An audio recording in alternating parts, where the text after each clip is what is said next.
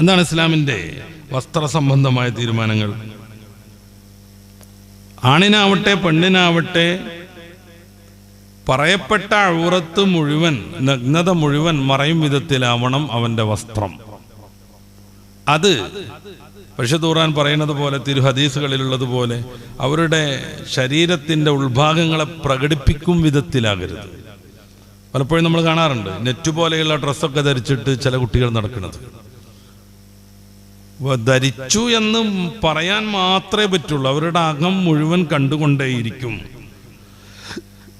റസൂൽ സല്ലല്ലാഹു അലൈഹി വസല്ലം തങ്ങൾ പറയുന്ന ഇത്തരം വസ്ത്രധാരണക്കാർക്കുള്ള പരലോക ശിക്ഷയെക്കുറിച്ച് ഗംഭീരമായി വിശദീകരിക്കുന്ന ഇമാം മുസ്ലിം നിവേദനം ചെയ്തൊരു ഹദീസ് നമ്മൾ പലപ്പോഴും കേൾക്കുന്നതാണ്.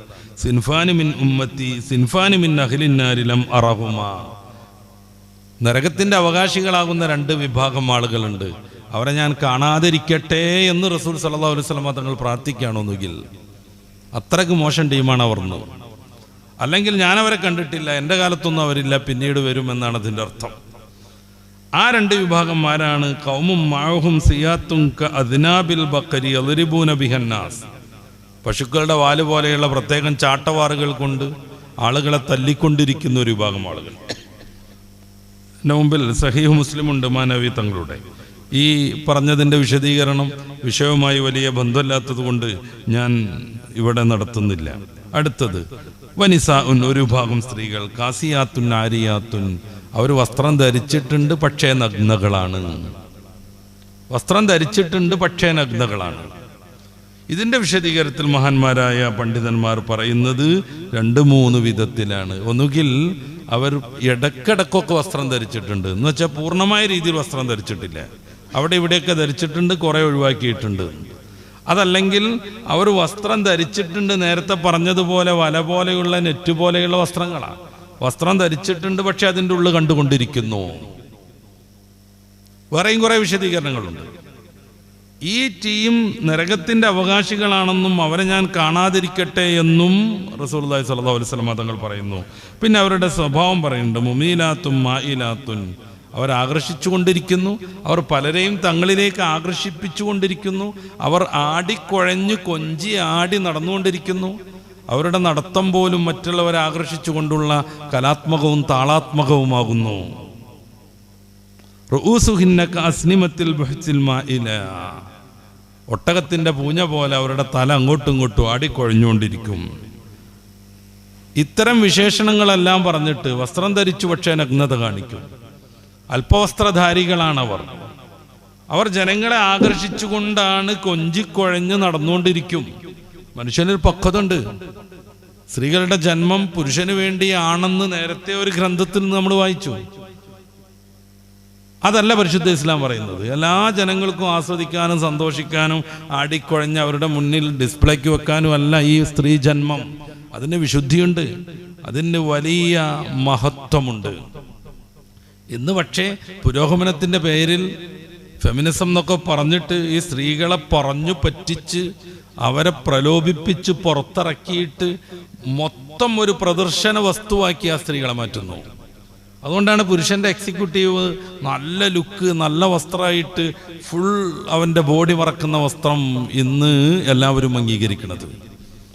ഒരു പുരുഷൻ എക്സിക്യൂട്ടീവ് ആകുമ്പോഴേക്ക്, മാന്യനും പക്വമതിയുമാകുമ്പോഴേക്ക് അവന്റെ ഷർട്ടിന് ഫുൾ സ്ലീവ് വരും, അവൻ ഇൻസൈഡ് ചെയ്യും, അവന്റെ കാലിന്റെ അടിവരെയും അവന്റെ ഫാൻസ് നീളും, എന്നിട്ട് സോക്സ് ധരിക്കും, ഷൂടും, ഇവിടെ പോലും കാണാതിരിക്കാൻ വേണ്ടി കണ്ട കൗപീന്യം കെട്ടും.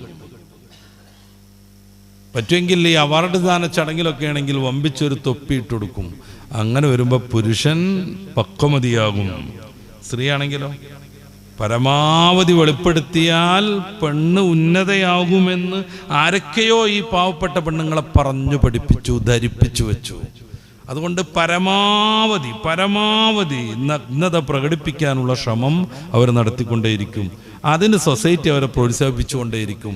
അതിന് ചലച്ചിത്രങ്ങളും മറ്റ് സംവിധാനങ്ങളും അവരെ നിർബന്ധിപ്പിച്ചു കൊണ്ടേയിരിക്കും.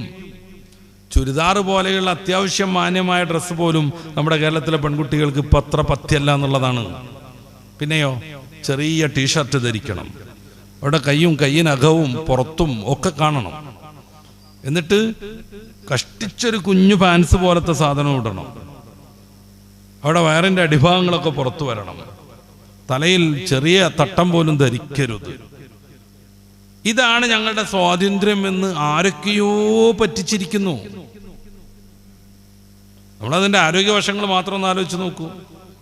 അൾട്രാ വയലറ്റ് രശ്മി നേരിട്ട് വന്നുകൊണ്ടിരിക്കുകയാണ്. ഓസോൺ പാളിക്ക് വലിയ ദ്വാരം വന്ന കാരണത്താൽ മനുഷ്യന്റെ പ്രവൃത്തി കൊണ്ട് ഭൂലോകത്ത് കരയിലും കടലിലും വലിയ വലിയ പ്രശ്നങ്ങൾ ഉണ്ടാകുന്നു എന്ന് ഖുർആൻ പറയുന്നുണ്ട്. ഓസ്ട്രേലിയയുടെ വലുപ്പമുള്ള വലിയ പാളിയുണ്ട്, വലിയ ദ്വാരമുണ്ട് എന്നാണ് ഓസോൺ പാളിക്ക്. അത് കാരണം സൂര്യനിൽ നിന്ന് അൾട്രാ വയലറ്റ് രശ്മി നേരിട്ട് വന്നുകൊണ്ടിരിക്കുന്നു. തൊലിപ്പുറത്തുള്ള പലവിധ രോഗങ്ങളും വരുന്നു, തൊലിയിലുള്ള ക്യാൻസർ വരെയും. ശരീരത്തിൻ്റെ പ്രധാനപ്പെട്ട ഭാഗങ്ങളെല്ലാം വെളിപ്പെടുത്തി നടക്കുന്ന സ്ത്രീയെ സംബന്ധിച്ചിടത്തോളം അൾട്രാ വയലറ്റ് രശ്മി നേരിട്ട് പതിച്ചുകൊണ്ടിരിക്കുകയാണ്. അപ്പോൾ പുരുഷനെ സംബന്ധിച്ച് നേരത്തെ പറഞ്ഞു, കഠിനാധ്വാനം ചെയ്യേണ്ടവന് ഡ്രസ്സ് അതിന് പറ്റും വിധത്തിലേക്ക് മാറ്റേണ്ടി വരും. എന്ന് വെച്ചൊരു പുരുഷൻ പൂർണ്ണമായിട്ട് മറക്കുന്നത് മതത്തിൽ പ്രോത്സാഹിപ്പിക്കപ്പെടുന്നുണ്ട്. പാടില്ല എന്ന് പറഞ്ഞിട്ടില്ലേ?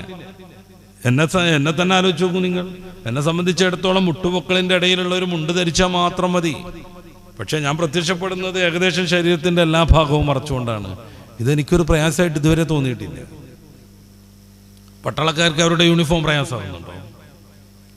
പോലീസുകാർക്ക് അവരുടെ യൂണിഫോം പ്രയാസമാകുന്നുണ്ടോ? ആർക്കും ഇതൊന്നും ഒരു പ്രയാസമല്ല. നിർബന്ധമായി മറക്കേണ്ടത് ഇത്രയെന്ന് പറഞ്ഞാൽ അതിൻ്റെ അപ്പുറം മറച്ചുകൂടാ എന്നല്ല. ഫാൻസിനെ കുറിച്ച് ഖുർആൻ പറയുന്നുണ്ട്. അത് നിങ്ങളുടെ ശരീരത്തെ തണുപ്പിൽ നിന്നും ചൂടിൽ നിന്നും സംരക്ഷിക്കുന്നതാണ്. സൂറത്തു അന്നഹലിന്റെ 81-ാമത്തെ വാക്യം, വജഅല ലക്കും സറാബീല തഖീകുമുൽ ഹർ വസറാബീല തഖീകും ബഅസക്കും. അല്ലാഹു നിങ്ങൾക്ക് ഈ പൊക്കിളിൻ്റെ മുകളിൽ മുതൽ ഈ ഞെരിയാണി വരെയുള്ള ഡ്രസ്സ് സറാബിയിൽ അള്ളാഹു നിങ്ങൾക്ക് അനുവദിച്ചു തന്നിരിക്കുന്നു. എന്താ അതിൻ്റെ ഗുണം? അത് നേരിട്ടുള്ള അൾട്രാ വയലറ്റ് രശ്മിയെ തടയും. അത് നിങ്ങളുടെ ശരീരത്തിലേക്ക് പൊടിയാവുന്നത് തടയും. അത് സൂര്യതാപമേറ്റിട്ടുള്ള ചൂടിനെ തടയും. അതോടൊപ്പം തണുപ്പ് കാലത്ത് അത് തണുപ്പിനെയും പ്രതിരോധിക്കും.